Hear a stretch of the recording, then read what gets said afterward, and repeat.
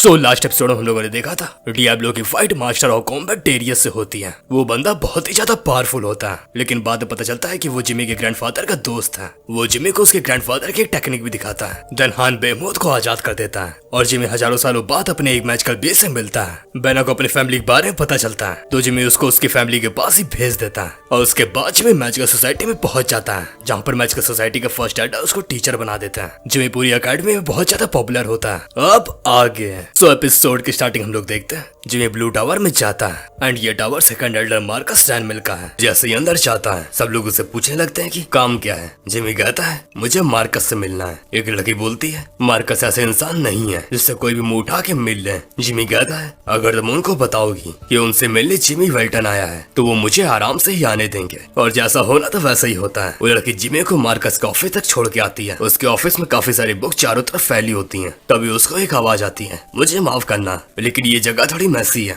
Jimmy नहीं समझ पा रहा होता कि ये आवाज कहाँ से आ रही है क्योंकि ये पूरी जगह पर कोई स्पेल लगा हुआ है। तभी वहाँ पर मार्कस आ जाता है और जिमी से बात करने लगता है। जिमी उसे कहता है आप शायद से किसी चीज की रिसर्च में काफी ज्यादा बिजी हैं। मार्कस कहता है हाँ मैं हूँ तो, लेकिन तुम्हारे लिए तो मेरे पास टाइम ही टाइम है। जिमी पूछता है आखिर ये ग्रिमोर किस चीज के बारे में। मार्कस बताता है कि वो वॉर मैजिक के बारे में पढ़ रहा है। गॉड ऑफ वॉर से फाइट करने के लिए मुझे ऐसा स्पेल चाहिए जो कि एक ही बार में ही उसकी आर्मी के काफी बड़े पार्ट को खत्म कर दे, लेकिन मेरे रास्ते में अभी भी एक ऑब्स्टिकल आ गया है। जिमी समझ जाता है कि जैसे ही मार्कस का स्पेल कंप्लीट हो जाएगा जेनेट के अगेंस्ट वॉर स्टार्ट हो जाएगी। मार्कस जिमी से पूछता है कि वो यहाँ पर क्या कर रहा है। जिमी कहता है मैं चाहता हूँ कि आप मुझे परमिशन दें कि मैं आपकी मानव ब्रीथिंग टेक्निक को एनमेयर को सिखाऊं। मार्कस कहता है मेरी मानव ब्रीथिंग टेक्निक, मुझे पता है कि तुम मुझसे ये सवाल क्यों पूछ रहे हो, लेकिन एन ज्यादा से ज्यादा सिर्फ और सिर्फ रैंक 5 की इमेज बन सकती है और मैं ऐसे इंसान को अपनी मैजिकल एबिलिटी का नॉलेज नहीं दे सकता। जिमी कहता है कैसा रहेगा अगर मैं आपसे बोलूं कि मैं उसको आर्कमिस्ट बना सकता हूँ। मार्कस कहता है बिना मैजिकल पर्सपेक्टिव के कोई भी आर्कमिस्ट नहीं बन सकता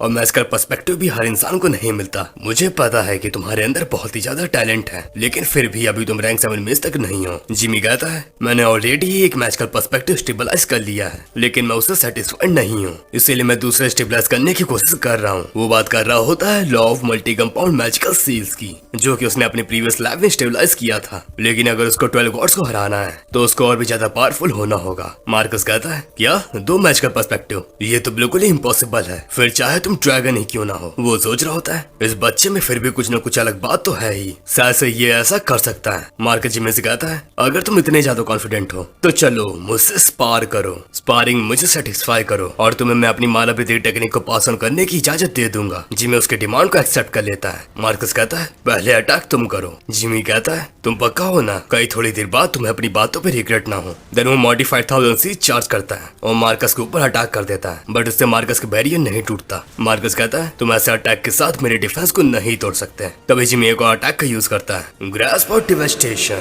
जिसकी वजह से मार्कस का बैरियर टूट जाता है। बट इससे पहले कि वो मार्कस को छू पाता, मार्कस अपने डिफेंस को वापस से रिपेयर कर लेता है और उसके पीछे आ जाता है। जिमी उसकी स्पीड को देखकर हैरान हो जाता है और ब्लैक को मेंटल एम से ही उसको सपोर्ट करने के लिए कहता है। तभी वो एक स्पेल का यूज करता है मूवमेंटल इल्यूजन, जिसकी वजह से उसके 4 क्लोन्स बन जाते हैं और सारे क्लोन्स अलग अलग अटैक को चार्ज करते हैं। Plasma carver, arrow blast, lightning bolt, magma blade, सारे अटैक मार्कस के कनेक्ट हो जाते हैं, जिससे कि मार्कस के बैरियर वापस से ब्रेक हो जाता है और जिमी आ जाता है उसके पीछे अटैक करने। बट इससे पहले कि वो कुछ कर पाता जिमी अटैक को कर देता है और मार्कस काफी दूर जाकर गिरता है। जिमी ने अभी जो भी स्पेल किया था उसकी वजह से उसके 4 क्लोन्स बन गए, लेकिन ये अटैक काफी सारा माना कंज्यूम करता है और एक ही टाइम पे 4 क्लोन्स का यूज करने की वजह से उसका काफी सारा माना कंज्यूम हो गया। तभी धूल छटती है और हम लोग देखते हैं मार्कस सही सलामत होता है। वो कहता है ये अटैक तो काफी ज्यादा पावरफुल था, लेकिन इससे तो मुझ पे खरोच तक नहीं आई क्योंकि इसने मुझको टच तक नहीं किया। जिमी कहता है अपने कपड़ों को देखो। हम लोग देखते हैं उसके अटैक की वजह से उसका कपड़ा जल चुका होता है। इसका मतलब ये है कि जिमी का अटैक उसके ऊपर कनेक्ट हुआ है। अब मार्कस जिमी के ऊपर अटैक करने के लिए तैयार हो जाता है। जिमी के पास भी ज्यादा चॉइसेस नहीं होती,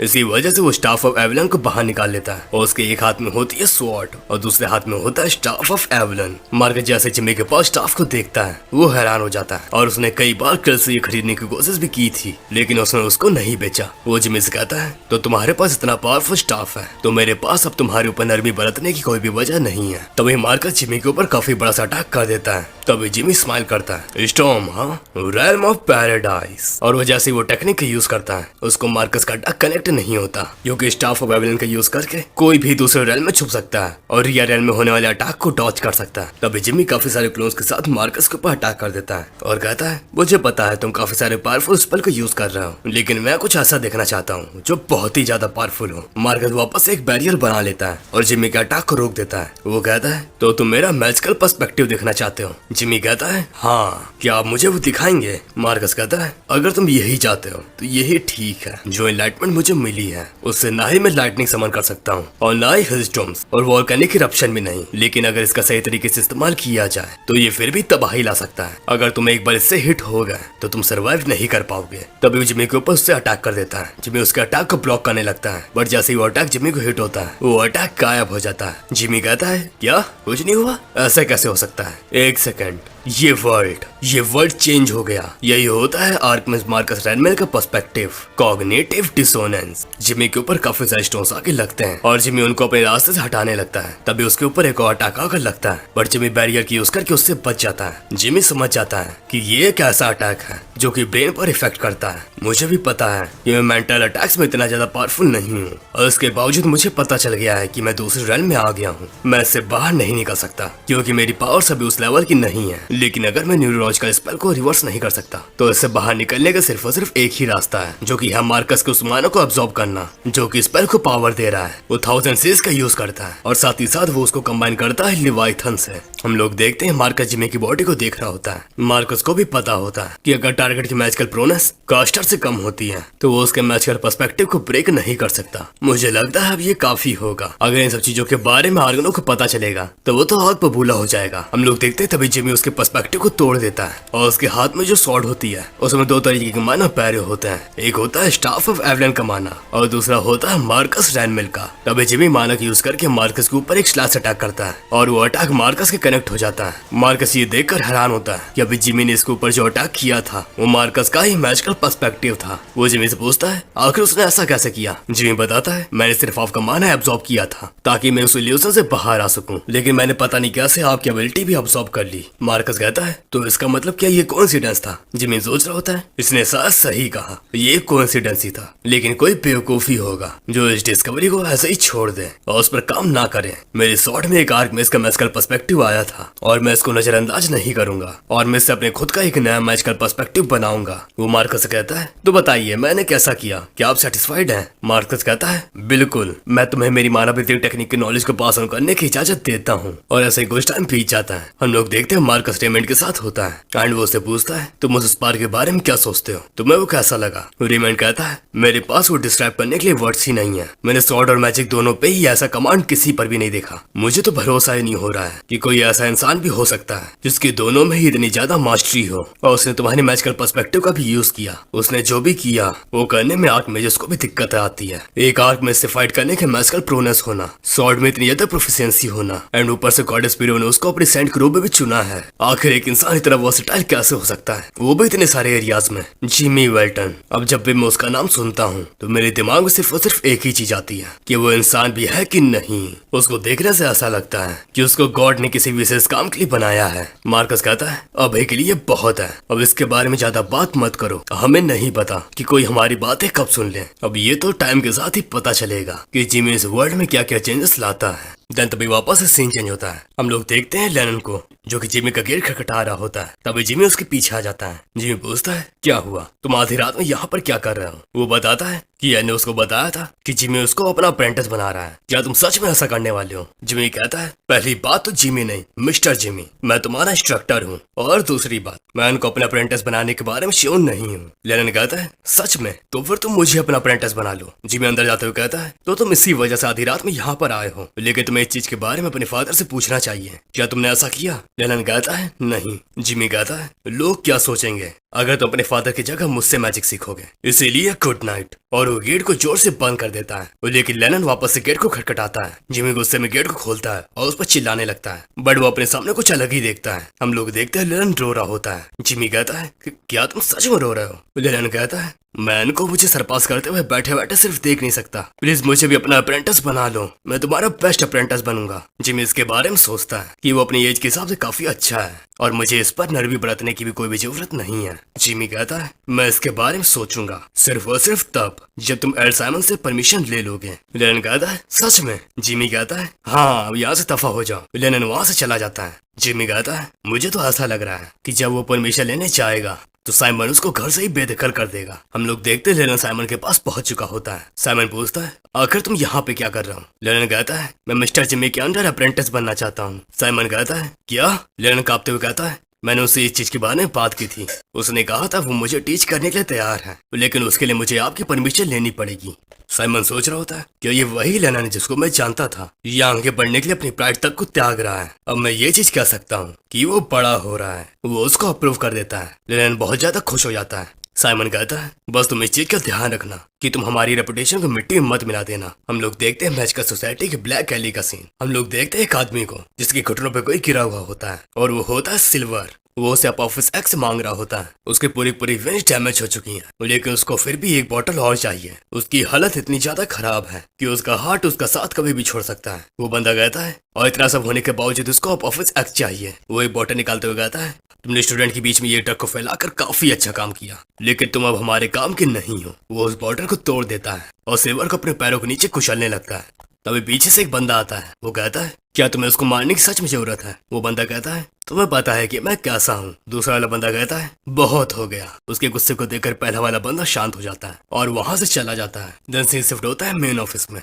जहाँ पर जिमी आ जाता है और वहाँ पे पहले से ही काफी सारे लोग इकट्ठा होते हैं जो कि मिस्टर सिल्वर को ढूंढ रहे होते हैं। वो जिमी से भी उनके बारे में पूछते हैं। जिमी कहता है मुझे नहीं पता कि वो कहाँ पर है, लेकिन वो ये देखकर हैरान होता है कि वो अचानक से बिना बताए कहाँ पर गायब हो गए, क्योंकि उनको देखकर ऐसा नहीं लगता कि वो इरेस्पॉसिबल है। तभी वहाँ पर चैवलिन आ जाता है एंड कहता है तुम लोग चिंता मत करो, मैं उनके घर पर मिलने जाऊंगा। मिस सोफिया आप तब तक के लिए उनकी क्लास की इंचार्ज बनी है। सोफिया मान जाती है। देन जिमी वहाँ से निकल के अपनी प्लेस पे चला जाता है, जहाँ पर एन जिमी से पूछती है मिस्टर जिमी क्या आप सच में इसको भी अपना अप्रेंटिस बना रहे हैं? वो अपनी जगह पर बैठते हुए कहता है मुझे लगता है तुम लोग गलत समझ रहे हो। मैं तुम दोनों में से किसी को भी अपना अप्रेंटिस नहीं बना रहा हूँ। उससे पहले मैं तुम दोनों को टेस्ट करूंगा। स्कूल के बाद मेरे प्लेस पर आ जाना और अच्छे से प्रिपेयर होके आना, क्योंकि मैं तुम्हें दूसरा मौका नहीं दूंगा। देन वो उन दोनों को ही अपनी जगह से भगा देता है और आज के लेसन के बारे में देखने लगता है। तभी इसके पीछे एजिल आ जाता है। जिमी बहुत ही ज्यादा फ्रस्ट्रेट हो जाता है। इसी वजह से वो जोर से चिल्लाता है कि अब कौन आ गया। एजिल उसे पूछता है क्या तुम सच में इनको अपना अप्रेंटिस बना रहे हो? जिमी कहता है मैं इसके बारे में सोच रहा हूँ। क्यों, क्या हो गया? एजिल टेंस होते हुए कहता है तुम्हें इसके बारे में दोबारा सोचना चाहिए। मैं ग्रेट टैलेंट को बर्बाद होते हुए नहीं देख सकता। जिमी कहता है तुम किस चीज के बारे में बात कर रहे हो? एजिल वहां से जाते हुए कहता है बस मैंने जो कहा है उस पर ध्यान देना।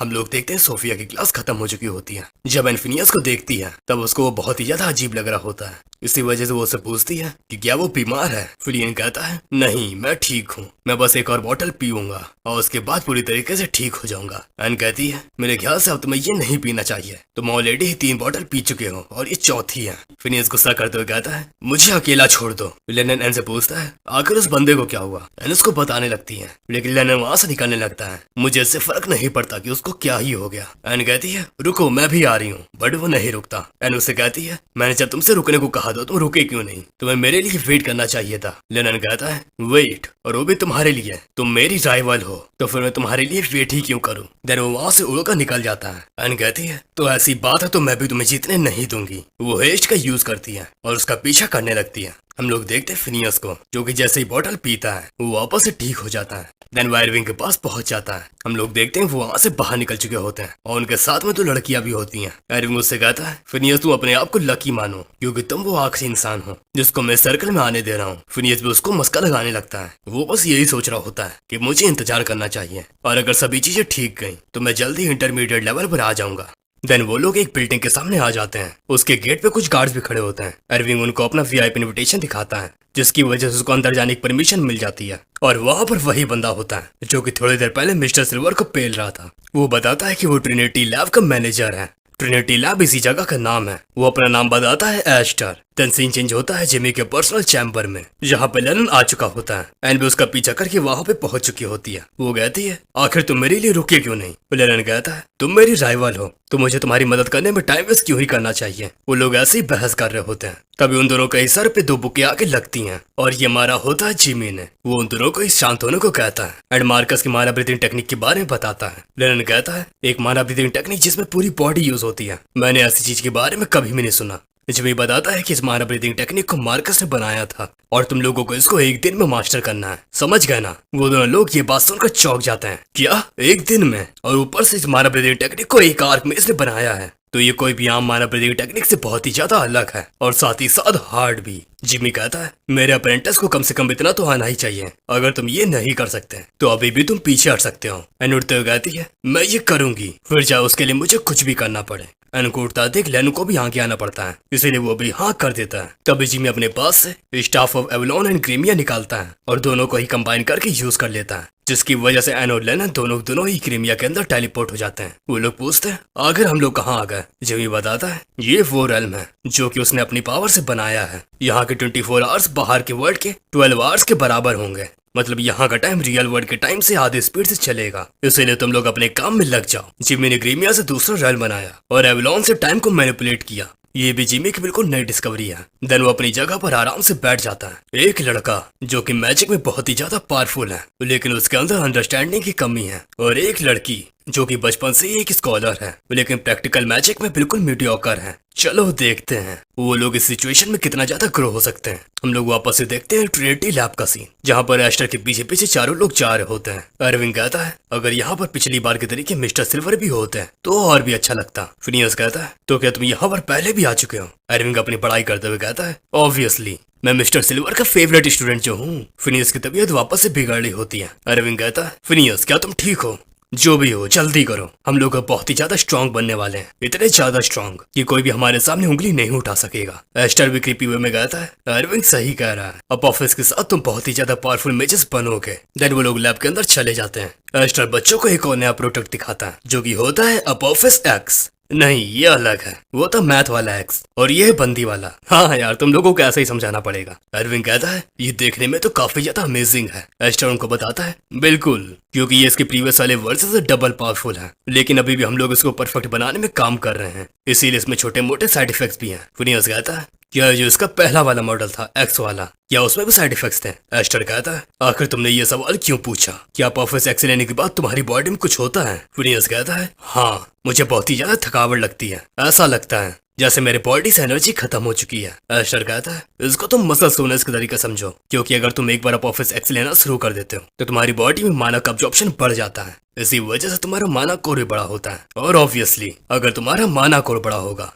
तो वो ज्यादा एनर्जी कंज्यूम करेगा। वो ऐसे ही करके उसको पट्टी पढ़ा देता है और फिनियस भी उसकी बातों में भरोसा कर लेता है। तभी एस्टर अपने पास से एक और चीज निकालता है और कहता है वैसे मेरे पास तुम लोगों के लिए एक और गिफ्ट है, क्योंकि तुम लोग हमारे वीआईपी गेस्ट हो। ये है अपोफिस एक्सेस। भाई ये मतलब क्या बंदा है? मैंने पहली बार एक ऐसा बंदा देखा है जो कि नाम रखने में मुझसे भी ज्यादा खराब है। इससे बढ़िया तो मैं नाम रख देता, जैसे नीली दवा पीली दवा। खैर छोड़ो, वो लोगों को बताता है ये हमारे न्यू प्रोडक्ट का भी एक मॉडिफाइड वर्जन है, ये तुम लोगों के साइड इफेक्ट्स वगैरह दूर कर देगा। वो लोगों को उसको दे देता है और अपने यहाँ से रवाना कर देता है। और जब सब लोग यहाँ से चले जाते हैं वो कहता है कितने बेवकूफ बच्चे हैं, और वो अपने चिलम को चला लेता है। तभी वहाँ पर वो बंदा आ जाता है जिसने कि सिल्वर की जान बचाई थी। वो उसे कहता है लैब के अंदर सुट्टा मारना मना है। एस्टर कहता है क्या तुम लड़ना चाहते हो? और वो उसका कॉलर पकड़ लेता है। तभी हम लोगों को पता चलता है कि वो एक लड़का नहीं बल्कि लड़की है। एस्टर उससे कहता है मैरी अपना मुंह बंद रखो, और अगर तुम सोच रही हो मैंने ये सब पैसे के लिए किया है तो तुम बिल्कुल गलत हो। मैंने ये सब कुछ किया है खून के लिए। मैरी सोच रही होती है ये बंदा हम लोगों के काम का है, लेकिन बहुत ही ज्यादा अनप्रिडिक्टेबल है, इस पर भरोसा नहीं किया जा सकता। मुझे इसके जाते ही टीचर को ये बात बतानी चाहिए। हम लोग देखते हैं 8 घंटे का टाइम बीत चुका होता है और एन को माना ब्रीथिंग टेक्निक का कॉन्सेप्ट समझ में आ जाता है। वो मानव को स्मॉलर पार्टिकल में ब्रेक डाउन करने की कोशिश करने लगती है ताकि वो उसको ऑब्जॉर्व कर पाए, लेकिन एन के साथ उल्टा हो रहा होता है।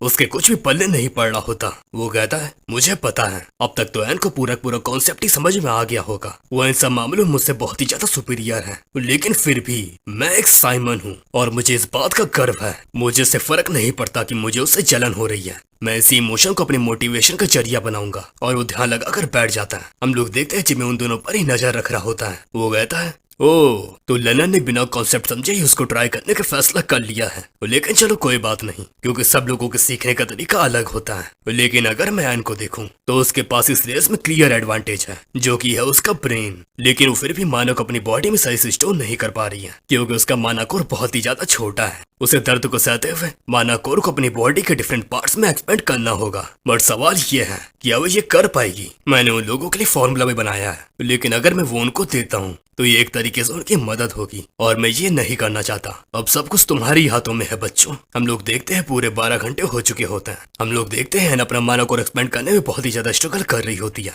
लेकिन उसके बावजूद वो उसमें सक्सेसफुल नहीं हो पाती। उसको काफी ज्यादा दर्द हो रहा होता है, लेकिन तभी उसको अपना मकसद याद आता है कि सोसाइटी के हिसाब से वो रैंक 4 में से ज्यादा पावरफुल नहीं हो सकती, लेकिन वो आर्कमिस बन के अपने घर का नाम रोशन करना चाहती है। चल हम लोग देखते हैं लेनन को, जो कि माना को काफी सारे स्मॉल पार्टिकल्स में ब्रेक कर चुका होता है, लेकिन कंसेप्ट के क्लियर न होने की वजह से उसको अभी भी दिक्कत आ रही होती है। और देखते ही देखते पूरा टाइम बीत जाता है। जिमी उन दोनों को वापस ले आता है और उनको बताता है टाइम पूरा हो चुका है। एन मेयर और लेनन साइमन, तुम दोनों ही फेल हुए। दोनों लोग ही बहुत ही ज्यादा हड़बड़ा जाते हैं। लेनन कहता है हम लोगों को एक और चांस मिलना चाहिए। जिमी कहता है तो फिर उससे क्या ही फर्क पड़ेगा। दोनों लोग ही निराश हो जाते हैं, बट तभी जिमी स्माइल करता है और कहता है इन सब चीजों के बावजूद तुम दोनों पास हो चुके हो। मैं बस तुम लोगों का डेडिकेशन देखना चाहता था, और आज से तुम दोनों मेरे अप्रेंटिस हो। एन बहुत ही ज्यादा खुश हो जाती है और लेनन को गले से लगा लेती है, जिसकी वजह से लेनन बहुत ही ज्यादा ऑकवर्ड हो जाता है। हम लोग देखते हैं जिमी भी उन दोनों के लिए खुश होता है। देन वो वही बेसबॉल कैप पहनता है जो कि हैमिल्टन ने उसको ट्रेन करते टाइम पहनी थी। इसका मतलब ये है कि उन दोनों की ट्रेनिंग बिल्कुल भी इसी नहीं जाने वाली है। देन वापस सीन चेंज होता है एंड हम लोग देखते हैं मैरी को। उससे कोई पूछता है कि एक्सपेरिमेंट सब्जेक्ट कैसा कर रहे हैं। वो बताती है उनके अंदर काफी ज्यादा साइड इफेक्ट्स आ गए थे, इसी वजह से मैंने उनको अब ऑफिस एक्सेस दिए हैं, लेकिन मुझे नहीं लगता कि वो लोग ज्यादा देर तक जिंदा रहेंगे। वो बंदा कहता है अच्छा, इसका मतलब ये है कि हम लोगों को अगली बार और अच्छे स्पेसिमेन चाहिए। मैरी, अब ऑफिस एक्स के साइड इफेक्ट्स क्या हैं? हम लोग देखते हैं वहाँ पे एजिल भी होता है। वो कहता है मैं प्रोफेसर के साथ उस पर काम कर रहा हूँ, लेकिन अभी मुझे ज्यादा प्रोग्रेस नहीं मिली है। देखो यहाँ पे एजिल है और ये जो मैरी है, तुम लोग तो समझ गए हो कि ये है कौन। बिल्कुल, ये है सोफिया। हाँ, वही जिसको मैं वाइफू कह रहा था। So boys take a note, लड़की जितनी सुंदर होती है उतनी ही खतरनाक होती है। चलो बैक टू स्टोरी। दूसरी तरफ से आवाज आती है तुम लोगों को वो आइटम जल्दी मिल जाएगा, उसे प्रोफेसर को दे देना। वो लोग रिजल्ट्स को देखना चाहते हैं और मैं अभी तुमसे अच्छी खबर सुनने के लिए तड़प रहा हूँ। सोफिया कहती है हम लोगों को गैन को अपने चंगुल में लेना पड़ेगा, वो भी बहुत ही जल्दी। एजिल कहता है ये बिल्कुल भी इजी नहीं होने वाला है, क्योंकि वो बाकी बच्चों से ज्यादा स्मार्ट है। सोफिया कहती है नहीं, तुम अपने इमोशन को हमारे इतने बड़े काम के रास्ते में कैसे आने दे सकते हो। ओह, मैं तो भूल ही गई थी, तुम ऐसा नहीं कर सकते, लेकिन ज्यादा देर मत लगाना, हम लोगों को एन की जरूरत है। देन हम लोग देखते हैं एन को, जो कि सो के उठी होती है। वो आसपास देखते हैं कि वो कहाँ है। देन उसको याद आता है कि कल बहुत ज्यादा रात हो गई थी, इसी वजह से वो मिस्टर जिमी के घर पे रुक गई थी। देन वो अलार्म में टाइम देखती है और उसको पता चलता है कि बहुत ही ज्यादा देर हो चुकी है। लेकिन उसको ताना मारते हुए कहता है ओह, तो तुम अब उठी हो। वैसे तुम बहुत खराटे ले रही थी, तुम देखने में तो छोटी हो, लेकिन उसके बाद भी तुम हाथी की तरीके खराटे ले रही थी। तभी वहाँ पे जिमी आ जाता है। वो लेनन को पीटते हुए कहता है मेरे सामने बहस करना बंद करो और ये लो। वो लोग पूछते हैं ये क्या है। जिमी बताता है ये मेरी तरफ से तुम्हारे लिए गिफ्ट है, क्योंकि तुम लोग मेरे अप्रेंटिस बन चुके हो, इसको हमेशा पहने रखना। देन हम लोग देखते हैं क्लासरूम में पहुंच चुकी होती है। फिनियस पूछता है तुम आज इतनी लेट कैसे हो गई। एन उससे बात करने लगती है, तभी लोगों की नजर उसके पेंडेंट पे जाती है और वो बताती है कि ये पेंडेंट उसको मिस्टर जिमी ने दिया है, वो भी एक गिफ्ट के तौर पे, क्योंकि अब वो मिस्टर जिमी के अप्रेंटिस बन चुकी है। सब लोग ये बात सुनकर चौंक जाते हैं और एन के ऊपर टूट पड़ते हैं। लेनन सोच रहा होता है मैंने इसको छुपाकर बहुत ही ज्यादा अच्छा काम किया, नहीं तो ये लोग मेरे ऊपर भी टूट पड़ते हैं। तभी वहाँ पर टीचर आ जाती है, जो कि बताती है मिस्टर सिल्वर आज भी एब्सेंट है, इसी वजह से वो आज पढ़ाएगी। एन फिनियस से पूछती है क्या वो कल से ठीक है। फिनियस कहता है हाँ, मेरी जो भी तबीयत खराब हो रही थी वो इस वजह से थी, क्योंकि अपोफिस एक्स की वजह से मेरे माना कोर एक्सपेंड हो रहे थे। एन कहती है क्या अपोफिस एक्स से तुम्हारे माना कोर एक्सपेंड हो रहे थे? दुनिया में ऐसा कोई सप्लीमेंट नहीं है जो कि ये चीज कर सके, तुम्हें उसको लेना बंद कर देना चाहिए। फिनियस बहुत ही ज्यादा गुस्सा हो जाता है और वहाँ पे जोर जोर से चिल्लाने लगता है बस बहुत हुआ, मैं पिछले 6 सालों से मेहनत कर रहा था और उसके बाद भी मेरी हालत अच्छी नहीं थी, और जब मुझे रोशनी दिख रही है तब तुम मुझे रोकने को कह रही हो। वो वहाँ से गुस्से में भाग जाता है और उसके रोकने पर भी नहीं रुकता। हम लोग देखते हैं वो कहीं खिड़की के पास खड़ा होता है, जो कि एन के ही बारे में सोच रहा होता है। उसको अब ऐसा लग रहा होता है ये एन उसकी प्रोग्रेस से चल रही है। तभी उसके सीने में दर्द होने लगता है और उसी टाइम पर वहाँ पे सोफी आ जाती है, जो कि फिनियस से पूछती है क्या तुम ठीक हो, क्योंकि तुम देखने में बीमार लग रहे हो। एंड वो समझ जाती है कि उसकी तबीयत खराब इस वजह से हो रही है, क्योंकि ऑफ ऑफिस एक्सेस के इफेक्ट्स कम हो रहे हैं। फिनियस उसको बताता है कि उसका उसके दोस्त के साथ झगड़ा हो गया क्योंकि एनमेयर सप्लीमेंट के बारे में बुरा भला कह रही थी। सोफिया कहती है क्या तुम्हारा मतलब एनमेयर से है, और वो जो तुम सप्लीमेंट की बात कर रहे हो वो ऑफ ऑफिस एक्स है ना? फिनियस कहता है तो आप भी उसके बारे में जानती हैं? वो कहती है बिल्कुल, अगर मैं तुम्हें सच बताऊं तो फिर मैं ऑफ ऑफिस एक्स के पोटेंशियल के बारे में ट्रिनिटी लैब में लेक्चर देने वाली हूँ। तुम अपने फ्रेंड को भी वहाँ पे क्यों नहीं ले आते? मुझे पक्का पता है अगर तुम कल उसको वहाँ पर ले आते हो तो उसकी गलतफहमियां दूर हो जाएंगी। फिनियस उसकी बात मान जाता है। देन वो उसको ऑफ ऑफिस एक्सेस देती है ताकि वो साइड इफेक्ट्स को कंट्रोल कर पाए, क्योंकि उसको भी पता होता है अगर वो ऐसा नहीं करेगी तो एक्सपेरिमेंट सब्जेक्ट्स मर जाएंगे, और अगर स्टूडेंट मरते हैं तो डायरेक्टर पक्का इस चीज के बारे में इन्वेस्टिगेशन जरूर करेंगे। इससे पहले कि ऐसा कुछ हो मुझे रिजल्ट्स हासिल ही करने होंगे ताकि मैं एक ऐसा वर्ल्ड बना पाऊं जहां पर लोग बिना टैलेंट के भी ग्रो कर सकें। हम लोग देखते हैं कोई लैब का सीन जहां पर कोई बंदा चूहे के ऊपर एक्सपेरिमेंट कर रहा होता है और वो अपने मकसद से ज्यादा दूर नहीं होता। तभी हम लोग देखते हैं अगले दिन का सीन जहाँ पे एन को फिनियस की चिंता हो रही होती है। तभी वहाँ पर फिनियस आ जाता है और कल उसके ऊपर चिल्लाने के लिए माफी भी मांगता है। देन वो उसको बताता है कि मिस सोफिया एक दूसरी जगह पर लेक्चर ले रही हैं और उन्होंने मुझे भी वहाँ पर बुलाया है। क्या तुम वहाँ पर मेरे साथ चलना पसंद करोगी? हालांकि स्कूल के बाद एन को जिमी के पास जाना होता है, लेकिन वो फिर भी उसको हाँ बोल देती है क्योंकि उसको ऐसा लग रहा होता है कि अगर वो उसको मना कर देगी तो वो बुरा मान जाएगा। देन सीन चेंज होता है ट्रिनिटी लैब में। वहाँ पर मैरी कहीं पर जा रही होती है। तभी एजिल उसको रोकता है और उसे पूछता है क्या तुमने सच में फिनियस को एन को यहाँ पे लाने के लिए कहा है? वो कहती है हाँ, क्योंकि ये काम जिसे करना चाहिए था वो उसको पूरा नहीं कर पा रहा था। उसका मतलब होता है एजिल से। एजिल कहता है लेकिन साइड इफेक्ट का क्या? वो कहती है वो लोगों ने हमारे पास और भी अच्छे इंग्रेडिएंट्स भेजे थे, उन्हीं के इस्तेमाल करके प्रोफेसर ने काफी सारे साइड इफेक्ट को खत्म कर दिया है, और वैसे भी वो एक मीडियोकर गर्ल है और अगर वो इतने बड़े पर्पस में शामिल हो सकती है तो यही उसके लिए काफी बड़ी बात है। एजिल उसको बताता है कि मिस्टर जिमी ने एन को अपना अप्रेंटिस बनाया है और तुम्हें पता है हम लोग उससे दुश्मनी नहीं ले सकते जिसके इतने सारे कनेक्शंस हों। इसी वजह से हम लोगों को अपनी नजर एन से हटा लेनी चाहिए। मैं प्रोफेसर से बात कर लूंगा। सोफिया कहती है नहीं, हम लोग अब बहुत आगे आ चुके हैं, इसीलिए अब पीछे हटना बेवकूफी होगी। वैसे भी जो भी साइड इफेक्ट्स होते हैं वो ड्रग के लेने के एक हफ्ते बाद होते हैं। हम लोग तब तक कोई ना कोई सोल्यूशन तो ढूंढ ही लेंगे। एजिल को उसकी बातें बिल्कुल भी अच्छी नहीं लग रही होती। वो सोच रहा होता है वो जो लालची लोग होते हैं वो ऐसी चीजों पर रिलाय करते हैं ताकि वो उनके इस्तेमाल करके अपने कोर को एनहांस कर सके, फिर वो उसके एडिक्टेड हो जाते हैं। इसी वजह से उनको उनके साइड इफेक्ट्स का भी सामना करना पड़ता है। एनमेयर इनसे अलग है, मैंने उसके अंदर डेडिकेशन देखी है, वो इनसे बहुत अलग है, वो ये सब कुछ डिजर्व नहीं करती है। हम लोग देखते हैं सोफिया काफी दूर से एजिल पे नजर रख रही होती है। वो एस्टर से कहती है एजिल का बिहेवियर काफी ज्यादा अलग लग रहा है, अगर कुछ भी गड़बड़ होती है तो तुम्हें उसको ठिकाने लगाना पड़ेगा। एस्टर कहता है तुम बस देखती जाओ, अगर मैं कोई काम अपने हाथ में ले लेता हूँ तो वो समझो पूरा हो गया। हम लोग देखते हैं जिमी को जो कि जिफ्रिड के ऑफिस में गया होता है क्योंकि उसको जिफ्रिड ने बुलाया था। जिफ्रिड उससे कहता है ओ तो तुमने अप्रेंटिस रख ही लिया है? जिमी कहता है हाँ, मैंने अप्रेंटिस बनाया है एन और लेनन को। जिमी कहता है तो तुमने मुझे यहाँ पर टाइम पास के लिए बुलाया? जिफ्रिड कहता है नहीं, एक्चुअली मैं आपसे एक फेवर चाहता हूँ। जिमी पूछता है कैसा फेवर? जिफ्रिड बताता है वैसे तो उसने स्कूल का सारा काम मिस्टर जैवलिन के ऊपर छोड़ दिया था, इसीलिए मुझे ज्यादातर पता नहीं रहता कि अकेडमी के अंदर चल क्या रहा है, लेकिन इस बार मुझे लगता है मुझे इन्वॉल्व होना ही होगा। मैंने सुना था पहले मिस्टर सिल्वर अचानक से गायब हो गए। वो ज्यादातर क्लास बीटा के कमजोर बच्चों से मिला करते थे, उन बच्चों के अंदर टैलेंट की कमी थी, इसी वजह से वो ड्रॉप लेने ही वाले थे, लेकिन जब उन लोगों ने इसको लेना शुरू किया तो उनके ग्रेड्स काफी तेजी से बढ़ने लगे और आज उनमें से कोई भी क्लास में नहीं दिख रहा था। जिमी सुनकर चौंक जाता है। वो सोच रहा होता है ये तो वही चीज है जिसको एना का दोस्त पिया करता था, मुझे ऐसा लग रहा है कि यहाँ पर कुछ तो गड़बड़ है। तभी उसका पेंडेंट ग्लो करने लगता है। तभी जिमी काफी तेजी से वहां से निकलने लगता है। उसने लेलन और एन के पेंडेंट को ऐसे मॉडिफाई किया था जिससे वो जब भी डेंजर में हो तो जिमी को पता चल जाए।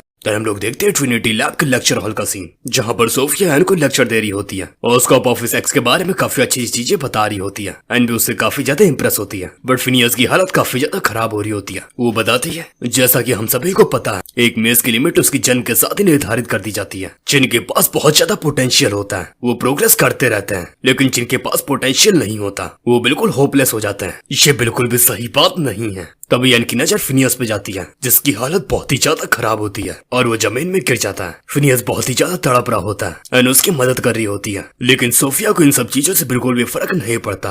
वो बस और बस अब ऑफिस एक्स की तारीफों के पुल बांधती जा रही होती है कि कैसे इसको लेने के बाद मानव को जबरदस्ती एक्सपेंड होते हैं और एक एवरेज मैच भी आर्क मैच के बाद पे चल सकता है। एन कहती है ये मेथड बहुत ही ज्यादा रिस्की है। फिनियस की ओर देखिए। सोफिया कहती है कैसा रहेगा अगर मैं ये कहूँ कि इस रिस्क को खत्म किया जा सकता है। एन सोच रही होती है ये तो बिल्कुल ही इम्पॉसिबल है, मैजिक में कुछ भी फ्री नहीं होता। अगर तुम्हें मैजिक से कुछ चाहिए तो तुम उसका प्राइस भी चुकाना पड़ेगा। लेकिन मिस सोफिया जो भी बात बता रही है वो ह्यूमंस की औकात से बिल्कुल बाहर है। लेकिन क्या होगा अगर इन सब चीजों में कोई नॉन ह्यूमन बीइंग शामिल हो और वो ह्यूमन से रिस्क को ले ले? वो सोफिया से पूछती है तो क्या इसमें गॉड भी इन्वॉल्व है? सोफिया कुछ भी जवाब नहीं देती, लेकिन एन उसके एक्सप्रेशन से समझ जाती है कि वो गलत नहीं कह रही है। वो पूछती है कौन से ऑर्डर के गॉड? बट सोफिया इनके मुंह को दबोच लेती है और वो बिल्कुल साइको के तरीके बात कर रही होती है। लेकिन इससे पहले वो एन को ऑफिस एक्स पिला पाती, वहाँ पर कोई आ जाता है और कहता है बहुत हुआ। एंड हम लोग देखते हैं ये होता है एजिल। वो कहता है एन को छोड़ दो। तभी सोफिया उसके ऊपर अटैक कर देती है, बट एजिल काफी आसानी के साथ उसके अटैक को नलीफाई कर देता है। एंड कहता है तुम मुझे नहीं हरा सकती, इसीलिए हार मान जाओ। तभी एन अपना मुंह छुड़ा लेती है और कहती है मिस्टर एजिल अपने पीछे देखिए। हम लोग देखते हैं उसके पीछे होता है एस्टर एंड वो एजिल के ऊपर अटैक कर देता है। एस्टर कह रहा होता है मुझे तो ऐसा लग रहा था कि मैं बोर होते होते मर जाऊंगा, लेकिन नहीं, अब होगा ना मजा शुरू। सोफिया एन को अपने साथ ले जाने लगती है। एस्टर एजिल के ऊपर पैर रख देता है एंड कहता है मैं इस पल का काफी टाइम से इंतजार कर रहा था, लेकिन ना अब तो अपनी पूरी ताकत लगा दो, मुझे बस और बस मजा चाहिए। हम लोग देखते फिनियस होश में आया होता है, लेकिन उसकी किस्मत बहुत ही ज्यादा फूटी होती है कि उसको एस्टर देख लेता है। वो उसको मारने के लिए आगे बढ़ने लगता है, तभी उसको कोई मैजिक रोक देता है एंड ये बंदा होता है एजिल। एंड वो फिनियस को बचाने की पूरी तरीके की कोशिश कर रहा होता है। तभी एस्टर उसके मुंह पे काफी जोरदार लात मार देता है। अगर तुम्हें मरने की इतनी जल्दी है तो मैं तुम्हारे सपनों को पूरा करूंगा। एंड एजिल को देखकर बहुत ही ज्यादा घबरा रही होती है। तभी सोफिया उसका मुंह पकड़कर बहुत जोर से भेड़ देती है एंड कहती है चलो एन अब मान भी जाओ, इस ड्रिंक को पी लो, उसके बाद तुम बहुत ही ज्यादा पावरफुल मेज बन जाओगी। तुम्हें तो मेरा शुक्रगुजार होना चाहिए, अब कोई भी तुम्हारी तरफ नीची नजरों से नहीं देखेगा। वो उसके साथ बहुत ही ज्यादा जबरदस्ती कर रही होती है। तभी वहाँ पर जिमी आ जाता है। हाँ आखिरकार वो आ ही गया। वो कहता है आखिर तुम्हारे मेरे अप्रेंटिस के ऊपर हाथ डालने की हिम्मत कैसे हुई? क्या तुम्हारी बुद्धि सटक गई है? सोफिया उसको देखकर चौंक जाती है। जिमी वेल्टन आखिर तुम यहाँ पे क्या कर रहे हो? जिमी कहता है अपना मुंह बंद रखो, मुझे तुमसे घृणा आ रही है। वो तुरंत ही सोफिया को एन से दूर कर देता है और सोफिया काफी दूर जाकर गिरती है। तभी जिमी एन के साथ साथ फिनियस को भी ग्रीमिया के अंदर भेज देता है। तभी जिमी के पीछे से आवाज आती है मैरी तुमने मुझे निराश किया, तुम एक बच्चे से हार गई। एंड ये होता है एस्टर जो कि जिमी के ऊपर अटैक कर देता है, बट जिमी उसके अटैक को डॉज कर देता है। एस्टर उसके ऊपर वापस से अटैक करता है, जिमी वापस से डॉज करता है। एक भी अटैक जिमी को कनेक्ट नहीं हो रहे होते। एस्टर कहता है ओ तुमने मेरे सारे अटैक डॉज कर लिया, तुम एक बच्चे के हिसाब से काफी ज्यादा पावरफुल हो। तभी जिमी काफी मजे में राइजा को समन करता है। वो राइजा से कहता है इसके साथ खेलो जाकर। राइजा सुनते ही एस्टर के ऊपर कूद पड़ता है। एस्टर कहता है तुम एक बच्चे की बात मान रहे हो तो फिर पक्का तुम इसी के तरीके कमजोर हो गए। तभी राइजा गुस्से में उसके ऊपर एक अटैक कर देता है। आखिर तुम्हारी मेरे मास्टर की बेइज्जती करने की हिम्मत कैसे हुई? एस्टर उसके अटैक की वजह से काफी दूर जाके गिरता है। राइजा कहता है ये लाल आंखें, मैंने इनके बारे में सुना है, तुम पक्का वेस्टर्न कॉन्टिनेंट की वॉर ट्राइब अरीशा से हो, जो कि उनकी दरिंदगी और खून के प्यास के लिए जानी जाती है। लेकिन तुम खून के उतने प्यासे नहीं हो सकते जितना एक अनडेड होता है। तभी एस्टर काफी गुस्से में आके उसके ऊपर रश कर देता है। तुम बहुत बोलते हो। हम लोग देखते हैं सोफिया को जो कि होश में आ चुकी होती है और वो गुस्से में एक अटैक को चार्ज करने लगती है। जिमी वेल्टन तुम्हारे हमारे कामों के बीच में आने की हिम्मत कैसे हुई? मैं तुम्हें मार दूंगी। जिमी हंसते हुए कहता है तुम मुझे क्या कर दोगी? तुम जो बोल रही हो वो करने की तुम्हारी औकात नहीं है। सोफिया बहुत ही ज्यादा हैरान होती है क्योंकि वो अपनी जगह से बिल्कुल भी हिल नहीं पा रही होती है। अब ज्यादा तड़पने की जरूरत नहीं है, तुम्हारी डेस्टिनी सिर्फ और सिर्फ एक ही है और वो है मेरी वफादार सर्वेंट बनना। और वो ऐसा ही करने लगता है। वो राजा से कहता है कि वो एस्टर को ना मारे, ये इतना भी ज्यादा कमजोर नहीं लगता है, आगे चल के ये मेरे काम आ सकता है। राजा कहता है कि आपको सच में ऐसा लगता है? जिमी कहता है बिल्कुल, और वैसा तुम उसको ट्रेन क्यों नहीं करते हो? राजा उसकी बात कैसे टाल सकता है और उसकी विल के खिलाफ उसको घसीटते हुए अपने साथ ले जाता है और तभी वो गेट बंद हो जाता है। तभी उसके पीछे से आवाज आती है मिस्टर जिमी आखिर ये कैसा गेट है? ये होता है एजिल। जिमी एजिल को टेलीपोर्ट करना भूल गया होता है तो वो उसकी मेमोरी को इरेज करके उसको वापस से ग्रीमिया में भेज देता है। देन वो सोफिया से कहता है मेरी वफादार सर्वेंट अपनी आंखें खोलो और मुझे बताओ कि असलियत में तुम कौन हो। वो बताती है कि उसका नाम है मैरी वैलेंटाइन एंड वो ट्रिनिटी ऑर्गेनाइजेशन की एक एग्जीक्यूटिव है। ट्रिनिटी का अल्टीमेट गोल ये है ऐसे तरीके ढूंढना जिससे कि सभी लोग मैजिक सीख पाए। मुझे फिनिक्स एकेडमी के अंदर एक स्पाई बना के भेजा गया था। हम लोग बस और बस मैजिक टैलेंट के इनइक्वालिटी को खत्म करना चाहते हैं, इसीलिए हम लोग कमजोरों को ऑफिस दे रहे हैं। जिमी समझ जाता है कि ये बहुत ही ज्यादा बड़ा मैटर है और इसमें मैजिकल सोसाइटी का कोई बड़ा आदमी भी शामिल है। वो उससे पूछता है फिर आखिरकार तुम लोग ऑफिस के साइड इफेक्ट्स कैसे दूर करोगे? वो बताने ही चाह रही होती है। तभी उसके साथ कुछ अजीब होने लगता है और वो चोक करने लगती है। जिमी समझ जाता है कि इसके ऊपर किसी ने अपने एक स्पेल का यूज किया है। तभी जिमी उसके पास जाता है and shell of absolute immunity का यूज करता है और उसके ऊपर लगे हुए स्पेल को हटाने लगता है। वो बहुत ज्यादा तड़प रही होती है, लेकिन जिमी आखिर में उसके स्पेल को तोड़ देता है एंड उसे पूछता है, तो बताओ तुम उसके साइड इफेक्ट्स को कैसे दूर करो। वो दर्द में कराते हुए कहती है, डीमन, हम लोगों ने डीमन के साथ एक एग्रीमेंट किया है। जिमी पूछता है, कैसा डीमन? वो बताती है कि वो डीमन ऑफ वेंजेंस की सर्विस में। जिमी सोच रहा होता है, डीमन ऑफ वेंजेंस, मैंने ये नाम तो कभी भी नहीं सुना, लेकिन मैं इतने सालों तक इम्प्रिजन था तो मैं कुछ कह नहीं सकता। ये एक रियल डीमन भी हो सकता है और जिन डीमंस के पास टाइटल होता है वो आम डीमंस नहीं होते हैं, बल्कि वो होते हैं डीमन लॉर्ड्स। और या तो ये वापस से जेनिथ के फॉलोअर्स का काम है। वो उसे पूछता है, तुम्हारे अलावा इन सब चीजों में कौन कौन शामिल है? वो बताती है कि सिल्वर बच्चों में ड्रग को सप्लाई किया करता था और उसको एस्टन ने मार दिया। एज एक रिसर्चर था। जिमी पूछता है, और ये सब किसके कहने पे हो रहा है? वो बताती है, हमारे लीडर को प्रोफेसर कहा जाता है और वो ज्यादातर एक्सपेरिमेंट्स वगैरह में बिजी रहता है, सो ज्यादातर ऑर्डर्स टीचर देते हैं। जिमी पूछता है, क्या तुम्हें पता है कि वो सब कौन है? वो बताती है कि वो उन लोगों से पर्सनल नहीं मिली है, वो सिर्फ और सिर्फ इस क्रिस्टल बॉल से उनसे बात करती है। जिमी नोटिस करता है कि उस क्रिस्टल बॉल में भी एंटी ट्रेसिंग मैजिक लगा होता है, जिससे उसको यकीन हो जाता है कि इन सब चीजों में मैजिकल सोसाइटी को कोई हाई रैंकिंग में शामिल है। जिमी वहां से निकलते हुए कहता है, बिल्कुल तुम वैसे प्रेटेंड करना जैसे कुछ हुआ ही ना हो, और तुम्हें जैसे बाकी लोगों के बारे में पता चले मुझे बता देना। वो बाकी चीजें जानने के लिए इज़िल के पास क्रीमिया के अंदर चला जाता है। वो देखता है कि फिनियस की हालत बहुत ही ज्यादा खराब होती है, इसी वजह से वो उसको ठीक करने लगता है। देन वो एन को फिनियस को लेकर रूम में जाने को कहता है। इज़िल कहता है, ये पूरी जगह मैजिकल आर्टिफैक्ट से बनी है, क्या बात है? जिमी कहता है, वैसे तो मैं तुमसे बैठकर बात करने वाला था, लेकिन अब मेरे पास टाइम वेस्ट करने के लिए टाइम ही नहीं बचा है। मैरी ने मुझे सब कुछ बता दिया है। तुम वेब ऑफिस प्रोजेक्ट के एक रिसर्चर हो, तो मुझे बताओ कि तुम्हारे अलावा वहाँ पे कौन कौन से एग्जीक्यूटिव हैं? इज़िल कहता है, मैं टीचर को नहीं जानता, लेकिन प्रोफेसर के साथ काम कर चुका हूँ। जिमी पूछता है, तो वे प्रोफेसर कौन है? बट इज़िल जवाब नहीं दे पाता। जिमी समझ जाता है कि ये सब कुछ एक स्पेल की वजह से है। वो कहता है, ठीक है, अगर तुम मुझे ये सब चीजें नहीं बताओगे तो मैं तुम्हारी मेमोरी में जाके खुद ही पता कर लूंगा। इज़िल कहता है, तुम ये नहीं कर सकते। तभी जिमी को कुछ अजीब दिखता है। वो उसके मत्थे में खरोच मारता है। तभी हम लोगों को पता चलता है कि इज़िल कोई इंसान नहीं है, बल्कि वो एक ह्यूमन क्यूलियस है। मतलब जैसे वो नहीं होते ना ड्रैगन बॉल में एंड्रॉइड्स, बिल्कुल वैसे ही। जिमी कहता है, ओह अच्छा, तो ये सब कुछ थर्ड एल्डर का काम है और उसने तुम्हारे अंदर ये चिप इंस्टॉल की है ताकि तुम कुछ बता नहीं पाओ। इज़िल पूछता है, मुझे प्रोग्राम ही ऐसा किया गया था कि मैं कोई भी इंफॉर्मेशन नहीं बताऊं,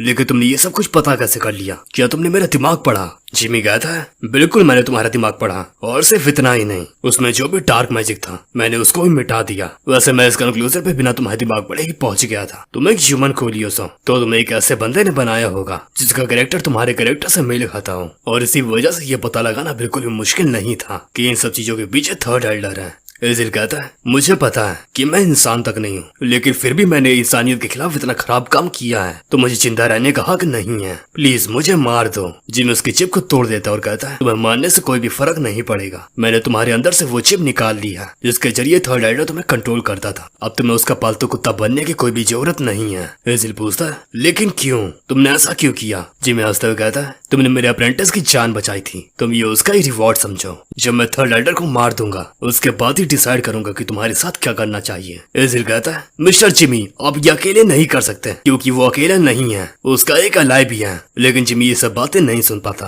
क्योंकि वो पहले से ही वहां से टेलीपोर्ट कर गया होता, चुका होता है। हम लोग देखते हैं थर्ड एल्डर को, जो कि गुस्से में आग बबूला हो रहा होता है। मेरा एस्टर और मेरी के साथ कनेक्शन टूट गया और किसी ने इज़िल की चिप भी तोड़ दी, और ये सब कुछ तब हो रहा है जब मैं पूरी मैजिकल सोसाइटी में कब्जा करने के इतने ज्यादा करीब हूँ। लेकिन फिर भी अभी भी मेरे पास अपोफिस है, मैं इसका इस्तेमाल करके एक रैंकेड मेज को भी हरा सकता हूँ। उसके पास एक सिरेंज होता है जिसमें कि शायद से अपोफिस का परफेक्ट वर्जन होता है। देन तभी सीन चेंज होता है। हम लोग देखते हैं जिमी को, जो कि जिफ्रिड को सारी बातें बता चुका होता है। जिफ्रिड कहता है, तुमने कहा तुम टीचर के बारे में नहीं जानते हो। अगर वो पर्सन अपनी आइडेंटिटी को इतनी आसानी से छुपा सकता है तो हम लोगों के सामने एक बड़ा चैलेंज भी बन सकता है। हम लोग अभी किसी के ऊपर भी भरोसा नहीं कर सकते। क्या पता ये हमारी मैजिकल सोसाइटी से कोई और भी हो जो कि थर्ड एल्डर के साथ मिला हो। जिमी सोच रहा होता है, जिफ्रिड बिल्कुल सही कह रहा है, मैं इसके ऊपर भरोसा कर सकता हूँ क्योंकि मैंने इसके साथ ट्रैवल किया है। लेकिन बाकी एल्डर्स का क्या, स्पेशली रॉयल कोड मेजेस, उनके भी गोल्स सिमिलर हैं। मार्कस थोड़ा भरोसेमंद लगता है, लेकिन जो डीमंस होते हैं वो रूप बदलने में माहिर होते हैं, तो इसी वजह से मैं कोई भी रिस्क नहीं उठा सकता। वो कहता है, तो इसका मतलब ये है इस प्रॉब्लम को सिर्फ और सिर्फ हम ही दोनों को ही मिलकर सॉल्व करना होगा। जिफ्रिड कहता है, मैं थर्ड एल्डर को आने के लिए स्ट्रेटेजी बना लूंगा, तब तक आप आराम करिए। जिमी वहाँ से निकल जाता है। तभी वहाँ पे चैवलिन आ जाता है, जो कि कहता है, है मुझे लगा था आप घर चले गए। जिमी कहता है मैं तो बस यहाँ पर डायरेक्टर जेफ्रेड से बात करने आया था। जेवलिन कहता है लेक्चर्स के बारे में क्या? वैसे आपको किसी भी चीज की जरूरत हो तो मुझे बता दीजिएगा। वैसे मिस्टर जिमी, क्या आपने मिस सोफिया को कहीं पर देखा है? जिमी कहता है हाँ, वो स्कूल के बाद घर चली गई थी। बट जिमी को जेवलिन के ऊपर शक होने लगता है क्योंकि इन सब चीजों के पीछे वो होगा जो कि बाकी टीचर से बिल्कुल खुल के कम्युनिकेट कर सकता है, और जेफ्रेड के अलावा ये चीज सिर्फ और सिर्फ जेवलिन कर सकता है, और ये थर्ड एल्डर से भी मिलता रहता है। वो जेवलिन से पूछता है कि आप मिस्टर सिल्वर से मिलने गए थे है ना? तो मिस्टर सिल्वर ने क्या कहा? वो बताता है हाँ, मैंने आज उनसे बात की थी। उन्होंने बताया था कि वो बहुत ही ज्यादा बीमार है, इसी वजह से वो आज से पढ़ाने नहीं आएंगे। जिमी कहता है तो तुम स्टार्टिंग से मेरे नाक के नीचे ही बैठे थे। जेवलिन कहता है अब ये क्या कह रहे हैं? जिमी कहता है सोफिया काफी आराम से अपने घर चली गई है, या फिर मुझे उसे बुलाना चाहिए मैरी। चलो अब नाटक करना बंद भी कर दो टीचर। जेवलिन कहता है कितनी शर्म की बात है। तुम्हारे बच्चा होने के बावजूद मैंने कभी भी तुम्हें अंडर एस्टिमेट नहीं किया, लेकिन उसके बाद भी कोई फायदा नहीं हुआ। तभी टीचर यहाँ पर स्पेस आइसोलेशन स्पेल का यूज करता है। जिमी कहता है वो आंखें तो तुमने डीमन के साथ एग्रीमेंट किया है। तभी वहाँ पर किसी की आवाज आती है जेवलिन तुमने मुझे बहुत ही ज्यादा निराश किया है। तभी जिमी उसी और एक स्पेल कास्ट करता है डेटोनेशन, और ये होता है थर्ड एल्डर। तभी जिमी 1000 सीज चार्ज करता है और जेवलिन की ओर बढ़ जाता है। पहले मैं जेवलिन को मारूंगा, फिर उसके बाद तुमसे निपटूंगा। बट इससे पहले कि उसका अटैक जेवलिन के कनेक्ट हो पाता, थर्ड एल्डर उसको रोक देता है। तुम मेरे ट्रैप में फंस चुके हो। जिमी कहता है ये बाइंडिंग स्पेल मेरे ऊपर काम नहीं करेगा। बट वो देखता है कि उसके साथ कुछ अजीब हो रहा होता है, वो अपने मानव का इस्तेमाल नहीं कर पा रहा होता। थर्ड एल्डर कहता है तुम अपने मानव नहीं यूज कर पा रहे हो है ना? हम लोगों ने सारी सिचुएशन के हिसाब से तैयारियां कर ली है। तुम वो जो जीनियस लोग होते हो हमेशा ही हम लोगों के सामने अपना गार्ड डाउन कर देते हो, और यही चीज तुम लोगों के पतन का कारण बनता है। तभी दीवार चीर के वहाँ पे जेफ्रीड आ जाता है। वो टीचर और थर्ड एल्डर दोनों तरफ टारगेट करते हुए कहता है आखिर तुम्हारी मेरी एकेडमी में ये सब करने की हिम्मत कैसे हुई? वो दोनों कहते हैं हमने ये भी प्रिडिक्ट कर लिया था कि तुम भी यहाँ पर आओगे। तभी वो लोग मिलकर जेफ्रीड के ऊपर एक सील को कास्ट करते हैं। हम लोग देखते हैं ग्रेमिया के अंदर का सीन, जहाँ पे एजेल अपने किए पे बहुत ही ज्यादा शर्मिंदा हो रहा होता है। एनी कहती है जो भी हुआ हो आपने आखिरी में हम लोगों की जान बचाई, आपको अपनी दूसरी मिली हुई लाइफ का फायदा उठाना चाहिए और दूसरों की मदद करनी चाहिए। एजेल कहता है हाँ तुमने सही कहा, अभी भी एक ऐसी चीज है इसके बारे में मैं कुछ कर सकता हूँ, बस मैं लेट ना हो गया हूँ। वहाँ से उठ के जाने लगता है और वहाँ से जाते हुए कहता है एन तुम्हारा फ्यूचर बहुत ही ज्यादा ब्राइट है। मुझे तुम्हारे बारे में बुरा लगता है कि तुम्हारे पास इतना अच्छा दिमाग होने के बावजूद मानना की कमी है। सो बस मैं इसी चीज की चिंता करता रहता हूँ कि तुम हार ना मान लो और अपने आर्कमेज का पाथ छोड़ ना दो। और तुम्हें तो पता ही है कि मिस्टर जिमी कितने ज्यादा पावरफुल मेज है, इस बात में बिल्कुल भी डाउट नहीं है कि कुछ टाइम बाद उनके आसपास पूरी दुनिया ही घूमेगी और तुम एक ऐसे इंसान के अप्रेंटिस हो। ये बहुत ही लक वाली बात है और तुम हमेशा ही ठिठ बने रहना और मैची के बाद भी कभी भी गिव अप नहीं करना। एन भी इमोशनल हो जाती है और उसको थैंक्स बोलती है। तभी एजिल वहाँ से टेलीपोर्ट हो जाता है। जेफ्रेड बहुत ही ज्यादा गुस्सा हो रहा होता है क्योंकि वो सील की वजह से कुछ भी नहीं कर पाता। उसको नहीं समझ में आता कि ये चीज क्या है, क्योंकि ये कोई मैजिक नहीं होती। जेवलिन कहता है मुझे पता है तुम्हें समझ में नहीं आ रहा है कि ये चीज क्या है, तो मैं तुम्हें बता देता हूँ। ये एक बहुत ही ज्यादा पावरफुल सील है जो कि हम लोग मिस्टीरियस लैंड से लाए हैं, यहाँ तक कि फर्स्ट और सेकंड एल्डर को भी इसको तोड़ने में काफी ज्यादा दिक्कत होगी। जेफ्रेड कहता है तुम्हें क्या लगता है तुम लोग ये सब करने के बाद बच जाओगे? थर्ड एल्डर कहता है हाँ। जेफ्रेड जिमी से कहता है आप वहाँ पर खड़े क्यों हैं, क्योंकि आपके ऊपर तो कोई भी तरीके की सील नहीं लगी है। जिमी कहता है वो जो अजीब सा ऑब्जेक्ट है वो मेरे मानव फ्लो को डिस्टर्ब कर रहा है। जेवलिन कहता है तुमने बहुत ही ज्यादा बात कर ली, अब तुम्हें चुप कराने का टाइम आ चुका है, जाओ तुम आराम करो जाके, और उसको वहाँ से टेलीपोर्ट कर देता है। जेवलिन कहता है हाँ अब बढ़िया लग रहा है। जिमी कहता है तुम सिर्फ थोड़ी देर रुको और सेवंथ एल्डर उस चील को तोड़ देंगे, तुम लोग फिर क्या करोगे? जेवलिन कहता है तुम अपनी चिंता करो। जिमी कहता है तुम लोग इतने ज्यादा कमजोर हो कि तुम्हें अपनी कमजोरी छुपाने के लिए एक दवा पीनी पड़ रही है। वाह। जेवलिन थर्ड एल्डर से कहता है हमें इससे पीछा छुड़ाने का कोई तरीका ढूंढना पड़ेगा, क्योंकि हम लोगों ने जो भी सील बचा रखी है वो बाकी एल्डर्स के काम आएगी और ये बाइंडिंग भी ज्यादा देर तक काम नहीं करेगी और उसको जान से मारने से भी कोई फायदा नहीं होगा। अगर हम लोग ऐसा करेंगे तो वेल्टन और बेले दोनों हाउस होल्ड इन चीज में इन्वॉल्व हो जाएंगे, फिर हम लोगों के प्लान में बहुत ही ज्यादा बाधा आ जाएगी, लेकिन फिर भी हम लोग कम से कम इसकी मेमोरी तो मिटा ही सकते हैं। जिमी कहता है तुम एक डीमन वर्शिपर हो तो तुम्हारा गोल तो इतना ज्यादा सिंपल नहीं हो सकता। वो सोच रहा होता है थर्ड एल्डर का गोल तो सिर्फ और सिर्फ एक ही है, जो कि अपने खुद के मानव कोर को एक्सपेंड करना, लेकिन ये बंदा कुछ अलग ही है। लेकिन इसका गोल क्या हो सकता है? हाँ, जो एक्सपेंडेड मानव कोर्स वाले लोग होते हैं वो बलि देने के लिए परफेक्ट मटेरियल होते हैं। वो उसे पूछता है क्या तुम डीमन लॉर्ड को समन करने वाले हो? जेवलिन कहता है ये तो सिर्फ और सिर्फ शुरुआत है, सीन इससे भी बहुत बड़ा है। मुझे चैनित के फॉलोअर्स का शुक्रिया अदा करना चाहिए जो कि बाहर चारों तरफ उधम मचा रहे थे और उसकी वजह से सारी अटेंशन सिर्फ और सिर्फ उन्हीं को ही मिल रही थी और मैं सब लोगों से छुप कर अपने प्लान पे काम कर सका।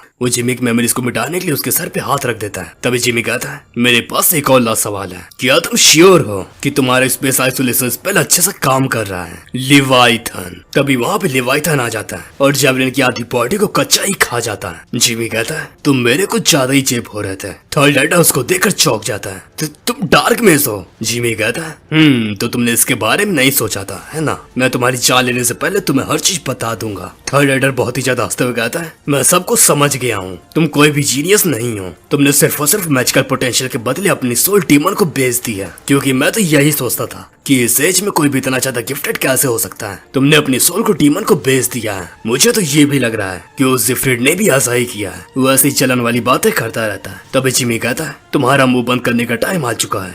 डूम। एंड एपिसोड खत्म होता है यहीं पर, और नेक्स्ट एपिसोड में जिमी थर्ड एडर के घोड़े खोलने वाला है। साथ ही साथ अगला एपिसोड बहुत ही ज्यादा एक्शन से भरा होगा। सो लाइक और सब्सक्राइब वगैरह तो कर ही देना। सो आज के लिए इतना ही, मिलते हैं नेक्स्ट एपिसोड में। You are watching anime nexus, signing out.